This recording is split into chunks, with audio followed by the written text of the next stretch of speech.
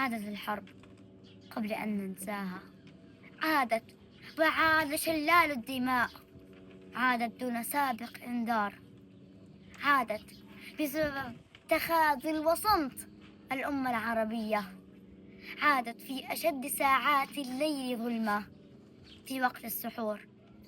العالم تستيقظ على صوت تسحروا فإن في السحور بركة، ونحن استيقظنا على صوت القذائف والصواريخ وصرخات الأطفال والنساء.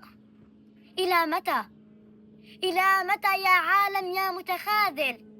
إلى متى يا مسلمين؟ إلى متى يا أمة المليار؟